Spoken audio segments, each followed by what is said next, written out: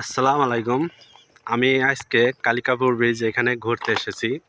তা ঘুরতে এসে একটা জিনিস দেখলাম যে এই ব্রিজটা অনেকটা আগের মতন রয়েছে, কোনো উন্নতি করে নাই। আর দেখুন দুই কলেই ঝোপঝাপ, কোনো বাসাবাড়ি নাই। ধরেন যে যারা মানে সুসাইড করতে চায় তারা চলে আসে এইখানে, আসে কি করে এখানে সাটায় শুয়ে থাকে, আর ট্রেন এসে এখানে কাটিয়ে দিয়ে যায়। দেওয়ার পরে বলে ওই টিকটক করতে যায় অ্যাক্সিডেন্ট করে মারা গেছে, অমুকতা করতে যায় মারা গেছে। কিন্তু না, এখানে আসে শুধুমাত্র তারাই যারা মরতে চায়, বুঝছেন? যারা মরতে চায় তারাই একমাত্র এখানে আসে মানে ট্রেনের তলে ঝাঁপ দেয়। আর এইখানে দেখেন দুই সাইডে কোনো লোকজন নাই, বাসা বাড়ি নাই যে কেউ দেখবে, দেখে যে একটা মারা যাচ্ছে তাকে ঠেকাইবে, ঠেকানোর কোনো পরিস্থিতি নেই। দেখছেন, এই জিনিসটা দেখানোর জন্য আইসছিলাম এইখানে।